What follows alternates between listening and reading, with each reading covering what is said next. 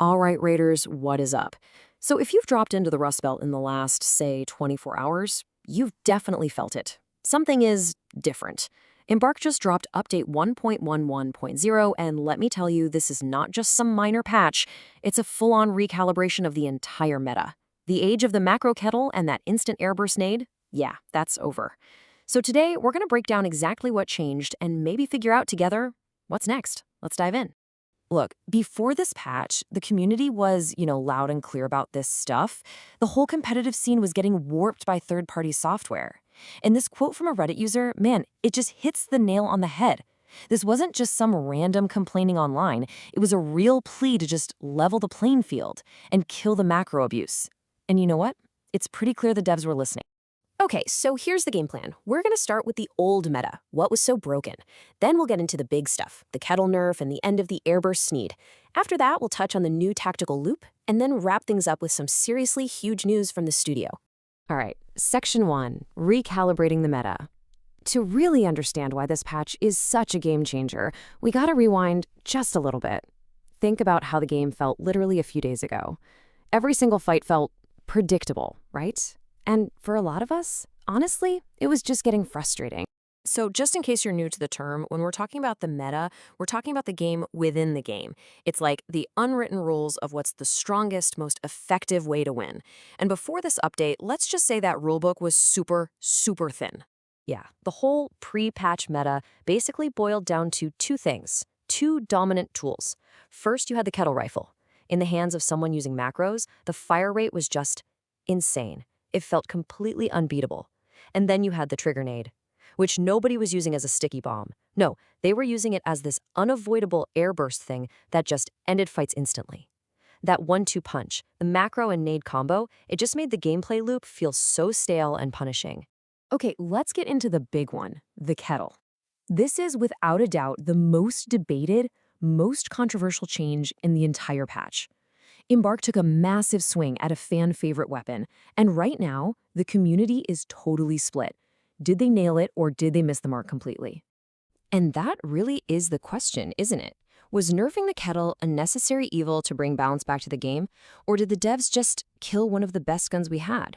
That's what every single competitive player is trying to figure out right this second. I mean, just look at the numbers here. The rate of fire was slashed from 600 rounds per minute all the way down to 450. That is a massive 25% reduction. We're not talking about a little tweak here. This fundamentally changes the gun's time to kill and how it feels in the middle of a fight. And here's the why, straight from the devs. Embark was super clear about this. They said, look, this change isn't about punishing people with a fast trigger finger. No, this was a direct shot at macro abuse. They realized the problem wasn't just about cheaters. It was that the weapon itself was basically built in a way that lets software give players this huge unfair advantage. So what's the verdict? Well, the kettle is for sure less dominant now, there's no question about it, but the change absolutely levels the playing field. It shifts the focus away from who can download the best macro and puts it back where it belongs, on pure skill. We're talking raw aim, solid tracking, and a genuinely fast trigger finger. Honestly, it's a huge win for competitive integrity. All right, on to the other pillar of that old broken meta, the airburst trigger nade. Now, if the kettle nerf was controversial, this change is pretty much getting universal praise. And that's because this wasn't just tweaking some numbers, this was a total redesign of what this grenade is even for. Let's just break this down. Check out the detonation delay. It more than doubled from 0.7 seconds to 1.5 seconds. In a close quarters fight, you know as well as I do, that is an absolute eternity. Plus, the damage is now way more concentrated in the center, not some huge splash. The result? A total role reversal. It's not an instant kill offensive weapon anymore. It's now a tactical sticky bomb you use for zoning and area denial. And again, the devs were totally transparent about this. They basically said, yeah, we wanted to kill the trigger and air meta. The whole point was to bring the grenade back to what it was supposed to be, a sticky bomb for setting traps or flushing people out of cover, not, a pocket rocket launcher that took zero skill to get a free kill. So what does all this mean? It means we finally have something that was totally missing before, counterplay. That extra time, it's almost a full second, is a real window for you to actually react. You can hear the nade, you can figure out where it's coming from, and you can move. It now rewards smart, tactical placement over just panic throwing for a cheap kill. But hey, this patch wasn't just about nerfing the top-tier gear. Embark also slipped in some other, more subtle changes that are going to completely alter the strategic flow of a raid. First up, there's a pretty major economic shift. That keycard dupe exploit, it's gone. Now, this might sound like a small thing, but trust me, it has these huge ripple effects on the whole risk versus reward calculation. Keys are now actually scarce and valuable, just like they were supposed to be.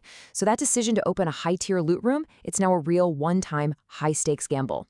And then there's this, an environmental shift on Stella Montis. They lowered the lighting in some areas during the night raids, and wow, it has massively ramped up the importance of just sensory awareness. Your flashlight is now your best friend, but it also paints a giant target on your back. Audio cues are more critical than ever. It's a brilliant change, honestly, and it really encourages a slower, more tense, more tactical kind of gameplay. Okay, let's wrap this up by talking about the big picture. Why do all these changes matter so much? Well, these kinds of balancing acts are happening for one simple reason. Arc Raiders is absolutely exploding in popularity, and it's super clear the devs are paying close attention to their huge new community.